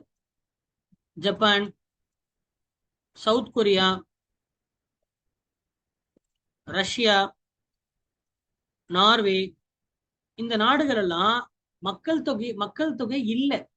யூரோப் கண்ட்ரி, சிம்பிளா சொன்னா யூரோப், அங்கெல்லாம் குழந்தை பெத்துக்கிட்டாலே காசு. ஒருத்தர் 2 குழந்தை பெத்துக்கிட்டானா குழந்தைக்கு தேவையான சாப்பாடு, துணிமணி எல்லாமே அரசாங்கம் கொடுக்குது, கூட சேர்ந்து காசும் கொடுக்குது, மாசம் மாசம் காசு கொடுக்குது. ஏன்னா குழந்தை பெத்துக்க சொல்லுன்னு சொல்றான். இருந்தாலும் மக்கள் பெத்துக்க மாட்டேன்றாங்க, எதுக்கு அப்படின்னு விட்டுறாங்க. சரியா? அப்போ வளர வளர ஜெண்டர் ஈக்குவாலிட்டி அதிகமாக அதிகமாக குழந்தை பெத்துக்கக்கூடிய, அதாவது மக்கள் தொகை குறைஞ்சிரும். சரியா? இதெல்லாம் ரொம்ப மோசம். அப்போ இன்னும் ஜப்பான்ல வந்து அப்ப என்ன ஆகும், முதுமை ஓல்டேஜ் பாப்புலேஷன் அதிகமாயிடும். ஜப்பான்ல பாத்தீங்கன்னா கிட்டத்தட்ட 65% வந்து ஓல்டேஜ் பாப்புலேஷன் தான், முதிய மக்கள். இப்ப அந்த நாடு வளரே வளர தத்தளிக்குது, வேலை செய்யறதுக்கு ஆள் இல்லை. மிச்சம் இருக்கிற திருமணம் செஞ்சு கொள்ள மாட்டேன்றான். இண்டிவிஜுவாலிட்டி டெவலப் ஆயிடும், தனித்துவமை அப்படின்றது டெவலப் ஆயிடும். இண்டிவிஜுவாலிட்டி, அவன் சம்பாரிச்சு அவன் பொழப்ப, அவன் சாப்பாடு, அவனுக்கு சொந்த வீடு அப்படின்னு ஓடிடுவான். திருமணமோ இல்ல என்னது குழந்தை பெற்றுக்கணுங்கிற அந்த விஷயமோ அதை பத்தி அவங்க யோசிக்கவே மாட்டாங்க. ஜப்பான்ல எல்லாம் ரொம்ப கம்மி. திருமணம்னா ஏதோ நம்ம ஊர்ல முகூர்த்த நாள்லாம் பாருங்க, ரோடு போவே முடியாது. அங்கெல்லாம் வந்து என்ன இல்ல, திருமணம்னா ஊருக்கு ஒண்ணு நடக்கும், மாசத்துக்கு ஒரு கல்யாணம், அவ்வளவுதான். மாசத்துக்கு ஊர்ல ஒரே ஒரு கல்யாணம் தான். அதுவும் வந்து அதிசயமா போய் யாரா அவன் கல்யாணம் எல்லாம் பண்ணிட்டு இருக்கான், சில்லி பாய் அப்படின்ற மாதிரி போயிடுவாங்க. ஏன்னா அது அதிசயம். கல்யாணம் அங்க பண்ண மாட்டாங்க. கல்யாணம்ங்கிறது இல்ல, ஒரு திருமண உறவுங்கிறதே இருக்காது. ஆண் தனியா சம்பாதிப்பான், அவன் சாப்பிடுவான் போயிடுவான். பெண் தனியா சம்பாதிப்பா, சாப்பிடுவாங்க போயிடுவாங்க, அவ்வளவுதான். திருமணம்ங்கிறதே கிடையாது. அந்த மாதிரி ஒரு இருக்கிற தன்மையினால கவர்மெண்டே காசு கொடுக்குது. அதுவும் ரஷ்யால 13 குழந்தையை பெற்றுக்கொண்டால் 10 குழந்தை, ரஷ்யால எந்த ஒரு பெண் 10 குழந்தை பெற்றுக்கிறாங்களோ அவங்களுக்கு சூப்பர் மாம் அப்படின்ற ஒரு அந்தஸ்து கொடுத்து கௌரவிக்குது. பத்மபூஷனுக்கு நிகரான ஒரு அவார்டு. அது மட்டும் இல்லாம இந்திய பணத்தின்படி 13 லட்சம் ரூபாய் காசு கொடுக்குது ரஷ்யால. ரஷ்யால வச்சு பாருங்க, மிகப்பெரிய நாடு, ஆனா மக்கள் தான் இல்லை. அப்புறம் எதுக்கு அது நாடு இல்லையா? 10 குழந்தை பெற்றுக்கூடிய மாமுக்கு என்ன அந்தஸ்து, சூப்பர் மாம்ங்கிற அந்தஸ்து, அப்படியே கௌரவம், அப்படி ஒரு கௌரவம், பணம் இல்லையா? சோ அப்படி என்கரேஜ் பண்ண வேற வழி இல்லை. அப்ப டெவலப் இப்ப பாருங்க, இப்ப எல்லாம் இப்ப நம்ம சொல்லிட்டு இன்னொரு 40 வருஷத்துல இந்தியாவும் இதை சொல்லும், தயவு செஞ்சு பெற்றுக்குங்கப்பா அப்படின்ற அளவுக்கு நமக்கு இந்தியா தள்ளப்படும். சரி, இப்ப இதனால என்ன பெனிஃபிட்ஸ்? முதல்ல இப்ப பெனிஃபிட்ஸ் ஆஃப் லார்ஜர் பாப்புலேஷன் அப்படின்னு கேட்டீங்கன்னா, லார்ஜ் பாப்புலேஷனோட பெனிஃபிட்ஸ் என்ன அப்படின்னு கேட்டா, லார்ஜர் ஒர்க் ஃபோர்ஸ், வேலை செய்யக்கூடிய மக்கள் அதிகமா இருப்பாங்க. லார்ஜர் மார்க்கெட், அதிகமான பொருள்கள், கன்சியூமர் மார்க்கெட் அதிகம்.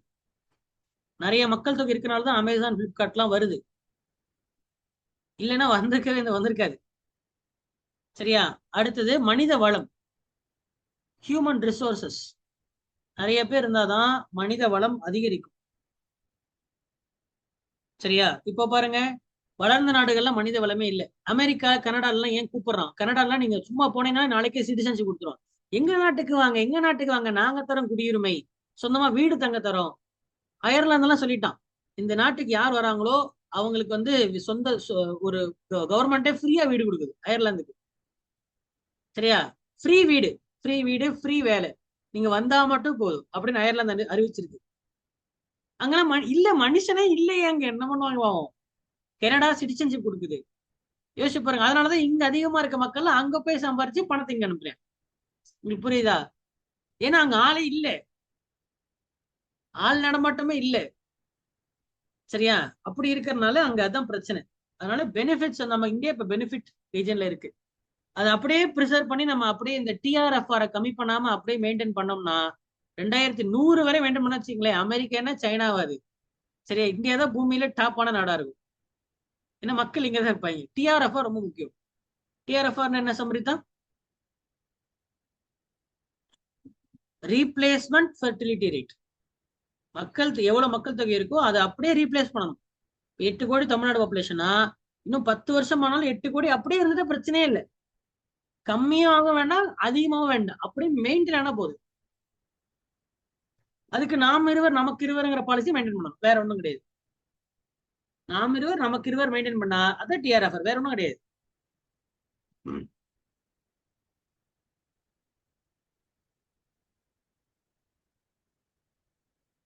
சரியா? சரி, கவர்மெண்ட் இப்போ வந்து லாஸ்ட் டாபிக், கவர்மெண்ட் என்ன இனிஷியேட்டிவ்ஸ். இப்ப பிரச்சனை பார்த்தாச்சு, பிரச்சனையினால வரக்கூடிய லாபம் நட்டம் பார்த்தாச்சு, மற்ற நாடுகளோட ஒப்பிட்டாச்சு. இப்ப கவர்மெண்ட் என்ன பண்ணுதுன்னு பார்த்துட்டு இந்த டாபிக் முடிச்சு, அப்படிதானே? ஓகே, முதல்ல தேசிய மக்கள் தொகை கொள்கை. தேசிய மக்கள் கொள்கை, நேஷனல் பாப்புலேஷன் பாலிசி. இப்ப இது இந்த பாலிசி, ஒரு பாலிசி திட்டம் மூலம் எப்படி செய்ய முடியும்? 2000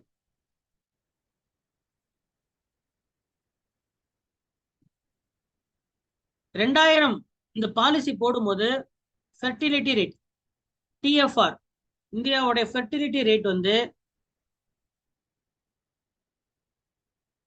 3.2 இருந்துச்சு. அதாவது ஒரு பெண்ணும் இந்தியாவுல 3.2 குழந்தைகளை பெற்றுக்கிறாங்க. எப்போ? 2000. அப்புறம் அது 2.3 மாறி இப்ப 2024 எவ்வளவு பார்த்தேன்? 2.0. அப்ப நேஷனல் பாலிசி சொன்ன மாதிரி அச்சீவ் பண்ணியாச்சு. எத்தனை வருஷம் ஆச்சு? 24 வருஷம் ஆயிருக்கு. அடுத்து மிஷன் பரிவார் விகாஸ். விகாஸ்னா கல்வி, பரிவார்னா குடும்பம். சரியா? அப்ப எதை பத்தினது அப்படின்னா அவேர்னஸ் ப்ரோக்ராம். இந்த கான்ட்ராசெப்டிவ்ஸ்லாம் இருக்குல்ல, சரியா? இப்ப நம்ம சகஜமா கிளாஸ்ல பேசியாச்சு, கருப்பைனா என்ன, விந்து பையனா என்ன, இதை பத்திலாம் பேசணும் இல்லையா? ஆனா ஜெனரலாவே இன்னும் கொஞ்சம் ஒரு ஒரு ஒரு அன்டெவலப்டான பீப்புள் இருக்காங்க, எஜுகேஷன்லயும் சவுண்டா இல்லைன்னா இதெல்லாம் டேபுவா பார்ப்பாங்க. என்ன இதெல்லாம் பேசுறாங்க, ஐயோ இதெல்லாம் ஆச்சாரம் காதல அப்படின்ற மாதிரி பேசுவாங்க. முதல்ல அப்படின்னா அப்புறம் எப்படி தகவல் பரிமாறும்? முதல்ல இப்படி ஒண்ணு இருக்குன்றது தெரிஞ்சாதானே அப்போ அதை பத்தி அது என்னன்ற ஒரு அவேர்னஸே வரும். அப்போ it is a sign of poverty. அப்ப கல்வியின்மையின் அடையாளம், கல்வியின்மை வறுமைக்கு வழிவகுக்கும், வேலையின்மைக்கு வழிவகுக்கும் இல்லையா? அப்ப மக்கள் தொகை அதிகரிக்கும். அப்போ மற்ற ஊர்கள்ல இந்த விஷயம் இதெல்லாம் இப்பெல்லாம் இருக்கு, இதெல்லாம் பயன்படுத்தணும் அப்படின்றத பத்தி சொன்னாதானே போய் சேரும். அதுதான் மிஷன் பரிவார் விகாஸ். பரிவார்னா ஃபேமிலி, விகாஸ்னா அறிவு. சரியா? அடுத்தது ஆஷா. ஆஷா ரொம்ப ரொம்ப ரொம்ப ரொம்ப முக்கியமானது. ஆஷா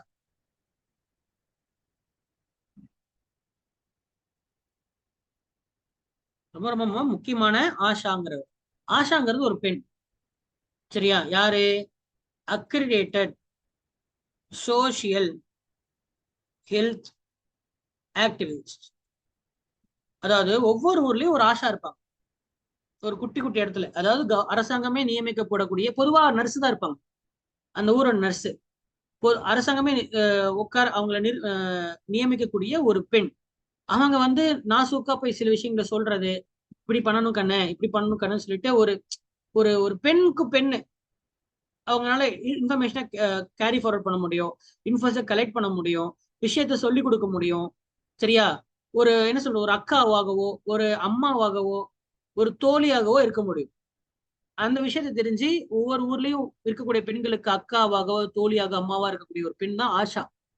அது அரசாங்கமே நியமிக்கக்கூடிய ஒரு ஒரு ஒரு ஒரு பெண் ஆஷா. அவங்கதான் யாரு? Accredited social health activist. Asha. Asha புரிஞ்சுதா? என்னப்பா புரிஞ்சுதா இல்லையா?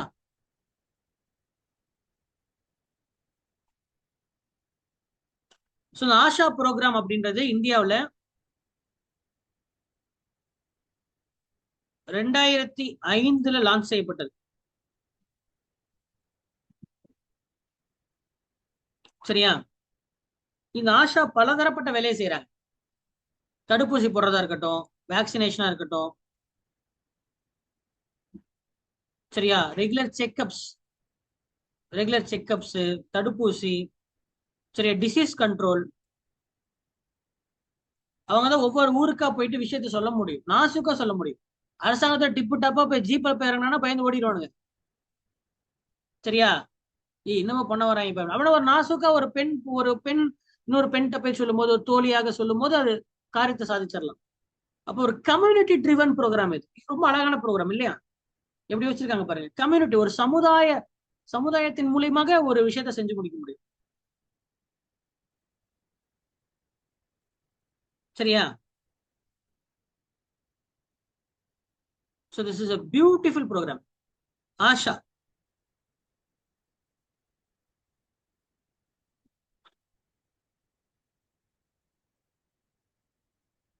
அடுத்தது 2021 child marriage amendment bill, prohibition of குழந்தை திருமண தடுப்பு திருத்த சட்டம் 2021 என்ன பண்ணாங்க? குழந்தை திருமணத்துக்கான வயசு 18 இருந்துச்சா, இப்ப 21 மாத்திட்டாங்க. அவ்வளவுதான். பெண்களுக்கு இப்ப திருமண வயது 21. எப்படி? Prohibition of child marriage amendment act, குழந்தை திருமண தடுப்பு சட்டம், அதை திருத்தி இருக்காங்க. 18, 21 மாத்திட்டாங்க. சரியா? இது ஏதாவது டவுட் இருக்கப்பா?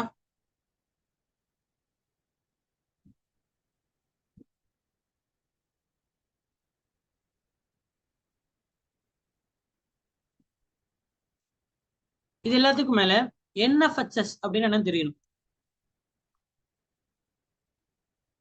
ஏன்னா பொதுவா இதெல்லாம் தெரிஞ்சுக்கிறதுக்கு நமக்கு சென்சஸ் தான் ஹெல்ப் பண்ணுச்சு. சென்சஸ்ங்கிறது ஒரு 10 இயர் டேட்டா. அதுல பேர் என்ன, ஊர் என்ன, அப்பா யாரு, அம்மா யாரு, எந்த மதம் அப்படின்ற டேட்டாஸ் மட்டும்தான் கிடைக்கும். ஆனா ஒரு டீடைல்டு டேட்டா வேணும்னா ஒரு ஃபேமிலி சர்வே நடத்தணும். அதுதான் national family health survey, NFHS. சரியா? இது ministry of health and family welfare இது நடத்துது. சரியா? Ministry of health and family welfare. இது என்ன மாதிரியான தகவல் எடுத்துக்குதுன்னா, ஃபெர்டிலிட்டி, கருத்தன்மை, இன்ஃபேண்ட் அண்ட் சைல்டு மர்டர், குழந்தை மற்றும் சைல்டுனா பொதுவாக குழந்தை, இன்ஃபேண்ட்னா 1 to 5, 5 வயசு குழந்தை 18 வயசு வரைக்கும் 17 வயசா இருக்கக்கூடிய குழந்தை, அவரோட இறப்பு விகிதம், ஃபேமிலி பிளானிங் பண்ணியிருக்காங்களா பண்ணலையா, மெட்டர்னல் அண்ட் சைல்டு ஹெல்த், தாய்மார் மற்றும் குழந்தையுடைய நலன், இதெல்லாம் வருமா? சென்சஸ்ல வருமா? இதெல்லாம் வராது. அப்ப அது ரீப்ரொடக்டிவ் ஹெல்த், இனப்பெருக்க ஆரோக்கியம், ஊட்டச்சத்து, நியூட்ரிஷன், அது கூடவே அனீமியா, ரத்த சோகை. சரியா? கவர்மெண்டோட பாலிசிஸ் யூஸ் பண்றாங்களா பண்ணலையா? அப்ப மொத்தத்துல ஒரு குடும்பத்தை அலசி ஆராய்ஞ்சிடறாங்க. சரியா? குடும்பத்தை அலசி ஆராய்ஞ்சிடறாங்க. இதுதான் என்எஃப்ஹெச்எஸ். இப்போ என்எஃப்ஹெச்எஸ்ல என்எஃப்ஹெச்எஸ் 1 எப்ப நடந்துச்சு அப்படி கேட்டீங்கன்னா 1992 நடந்துச்சு. 1992, 93 நடந்துச்சு. அடுத்து என்எஃப்ஹெச்எஸ் 2 1998, 99 நடந்துச்சு. என்எஃப்ஹெச்எஸ் 3 2005, 2006 நடந்துச்சு. என்எஃப்ஹெச்எஸ் 4 2014, 2015 நடந்துச்சு. புரியுதா? அப்போ நம்ம இப்ப இருக்கோம் என்எஃப்ஹெச்எஸ் 5ல இருக்கும். இது 2019, 20 நடந்துச்சு.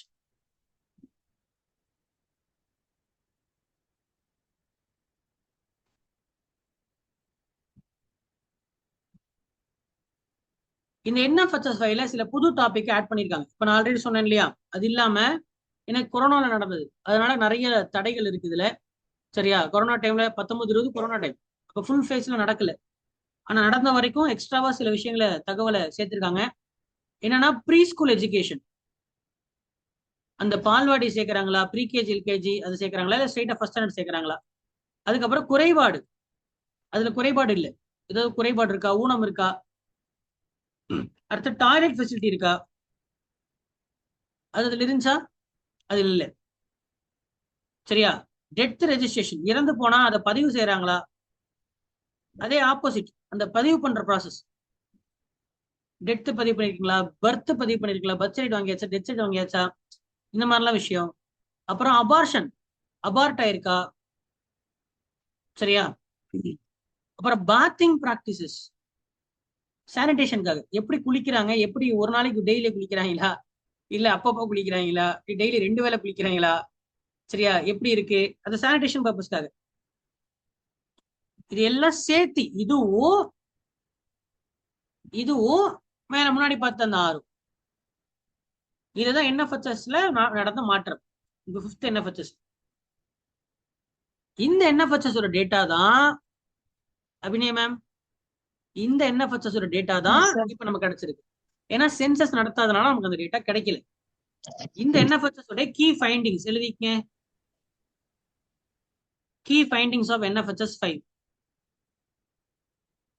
டாபிக் இதோட முடியுது.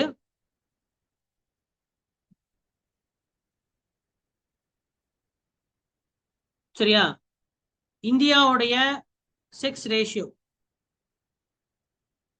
1020/1000.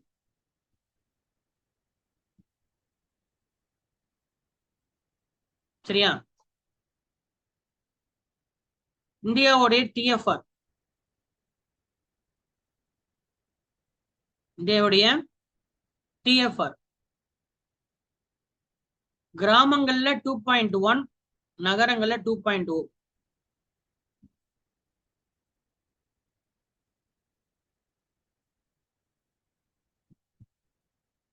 டிஆர்எஃப்ஆர் கிராமங்கள் நகரங்கள் 2 இடத்துலயுமே டிக்ரீஸ் ஆயிடுச்சு.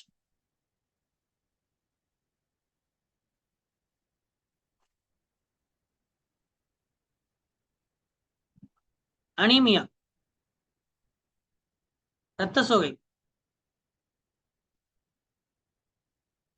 இந்தியா ஃபுல்லா அனீமியா இன்க்ரீஸ் ஆயிருக்கு. எல்லா மாநிலங்களும் இன்க்ளூடிங் கேரளா, தமிழ்நாடு, எல்லா மாநிலங்களிலுமே ரத்த சோகை அப்படின்றது அது இன்க்ரீஸ் ஆயிருக்கு, அதிகமா இருக்கு. தடுப்பூசி, எல்லாரும் தடுப்பூசி போட்டிருக்காங்களா அப்படின்றது 76% ஆஃப் இந்தியா தடுப்பூசி போட்டிருக்கு.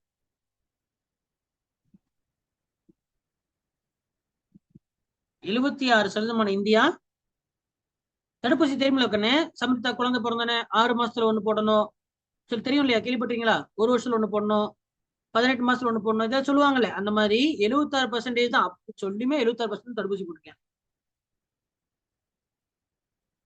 Institutional births 89% of India. இந்தியாவில 89% மக்கள் ஆஸ்பத்திரி போய் தான் குழந்தை பெற்றுக்கிறாங்க.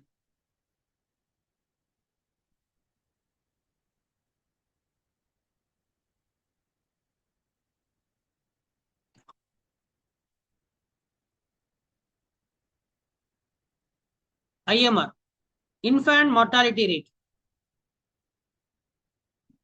32/1000 live births.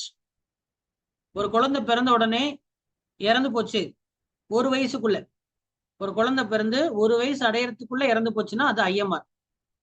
அதுல இந்தியாவுல 1000 குழந்தை பிறக்குதுன்னா 1 வயசு அடையறதுக்கு முன்னாடி 32 குழந்தை செத்து போயிருக்கு, அது IMR. அதுவே 1 லட்சம் பிரசவம் நடக்குது, எவ்வளோ? 1 லட்சம் பிரசவம் நடக்குது. அந்த 1 லட்சம் பிரசவத்துல எத்தனை தாய்மார்கள் இறந்து போறாங்க அப்படின்றது MMR. இன்ஃபேண்ட் குழந்தைகள் இறப்பு விகிதம், மெட்டர்னல் தாய்மார்கள் இறப்பு விகிதம், தாய்மார்கள் இறப்பு விகிதம்.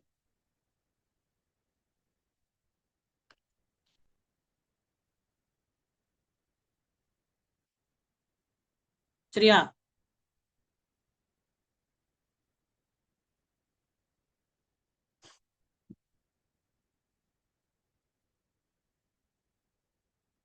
ஐஎம்ஆர் எவ்வளவு சொன்னேன்? 32 சொன்னா ஒவ்வொருவருக்கும் மாறும். தமிழ்நாட்டுக்குள்ள 2019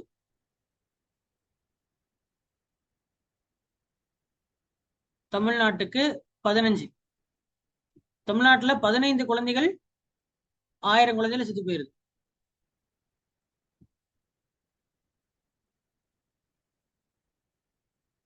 சரியா?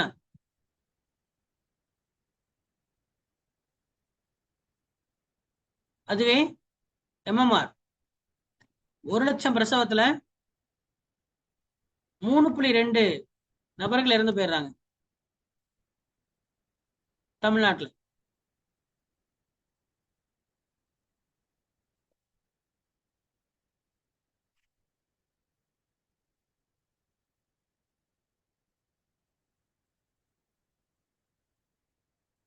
ஏதாவது டவுட் இருக்கா?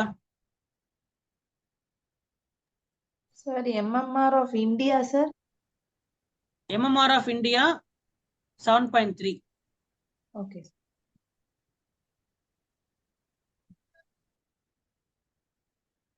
சரி, எம்எம்ஆர் கம்மி பண்றதுக்கும் ஐஎம்ஆர் கம்மி பண்றதுக்கும் கவர்மெண்ட் என்ன ஸ்டெப்ஸ் எடுத்திருக்கு? Steps to reduce MMR.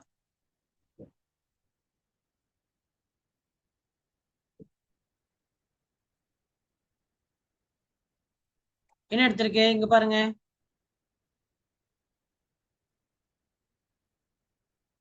Janani Suraksha Yojana. Janani Suraksha Yojana. Janani Suraksha யோஜனாங்கிறது கேஷ் டிரான்ஸ்பர் மெக்கானிசம். அதாவது குழந்தை பத்து ஹாஸ்பிட்டல் வந்து குழந்தை பத்துக்கிட்டா தாய்மார்களுக்கு 2000 ரூபாய் பணம் போட்டு விடுவாங்க. தமிழ்நாட்டுல 6000 போட்டு விடுவாங்க. 3 மாசத்துக்கு 2000, மொத்தம் 6000 ரூபாய். தமிழ்நாட்டுல 3 தடவை 6000, மொத்தம் 18,000. 6, 6, 6, 18. இந்தியாவில் 2, 2, 2, 6000. அடுத்த ஜனனி சிசு சுரக்ஷா காரியாக்கிரம். ஜனனி சிசு சுரக்ஷா காரியாக்கிரம். இது ஃப்ரீ டெலிவரி. அரசாங்கத்துல ஃப்ரீ டெலிவரி எல்லாமே ஃப்ரீ. அவங்க வந்து போகிறதுக்கு பிங்க் ஆம்புலன்ஸ், மாத்திரை மருந்து, ஹார்லிக்ஸ் டப்பா எல்லாமே 1 பைசா செலவு, 5 பைசா செலவு இல்லாம குழந்தைய பெற்றுக்க முடியும். சரியா? குழந்தைக்கும் சரி தாய்மாருக்கும் சரி. ஜனனி சிசு, சிசுனா குழந்தை, சுரக்ஷானா பாதுகாப்பு. ஜனனி சிசு சுரக்ஷா காரியாக்கிரம்.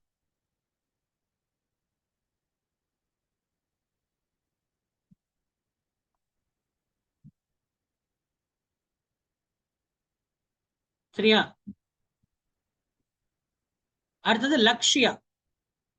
லக்ஷ்யா LAQSHYA. லக்ஷ்யா. லக்ஷ்யாங்கிறது லேபர் ரூம், ஆபரேஷன் தியேட்டர் இது போன்ற இடங்கள்ல வந்து பாத்தீங்கன்னா பர்ஃபெக்டா வச்சுக்கிறது. அந்த போஸ்ட் பார்ட்டம்னா குழந்தை பிரசவம் ஆனதுக்கு அப்புறம், பிரசவத்தின் போது இந்த இடங்கள்ல வந்து அந்த எக்யூப்மெண்ட்ஸ், ஆபரேஷன் தியேட்டரு இது எல்லாத்தையும் பெஸ்டா கொண்டு வரணும் அப்படின்றதுக்காக கொண்டு வரப்பட்டது. அதுக்கப்புறம் midwife free programs. Midwife அப்படின்னா யாரு? மிட்வைஃப்னா பிரசவம் பார்க்குற பெண்ணுக்கு பேரு மிட்வைஃப். ஒருத்தவங்க பிரசவம் பார்ப்பாங்க இல்லையா, லேபர் பார்ப்பாங்கல்ல, இந்த லேபர் செய்யறவங்களுக்கு பேரு மிட்வைஃப். அதுக்கு தனியா ப்ரோக்ராம் இருக்கு, அது எப்படி செய்யணும் அப்படின்றதுலாம். சரியா? அந்த ப்ரோக்ராம் பேர் தான் midwife free program.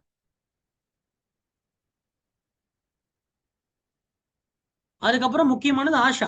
Asha is also very good initiative இல்லையா?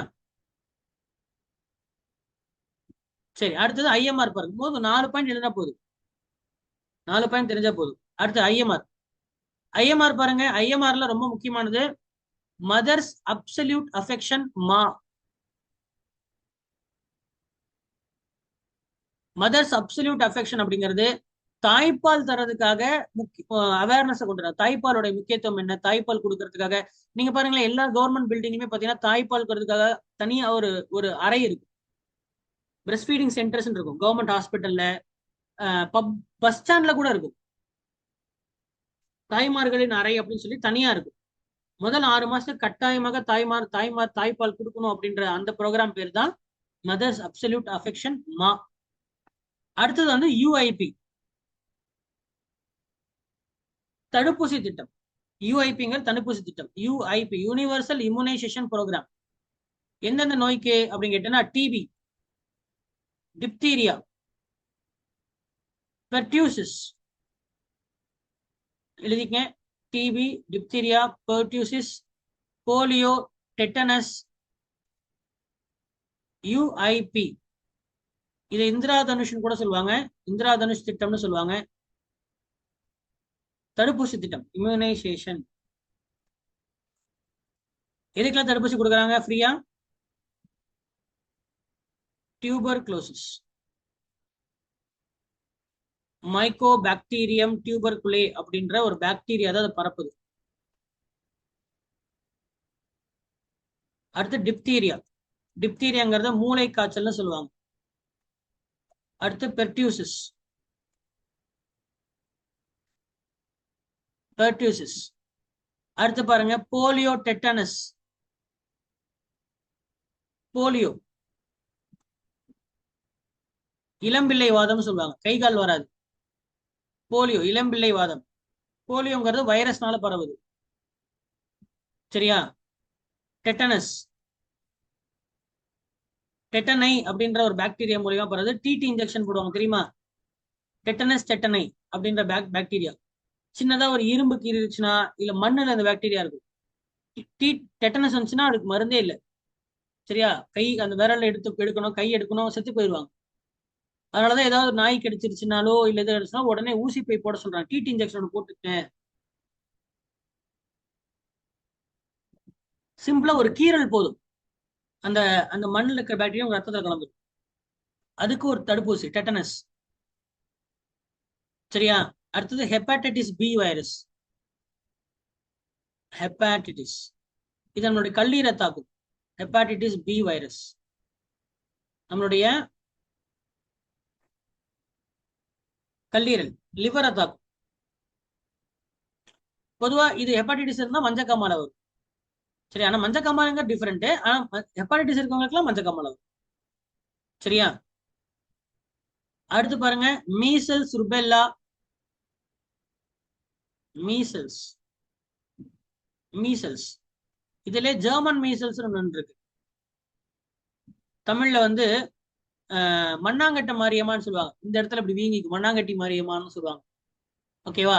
அதே மாதிரி கூடிய ஒரு ஒரு பிரச்சனை வைரஸ்னால வரக்கூடியதுதான் இந்த மீசல்ஸ்.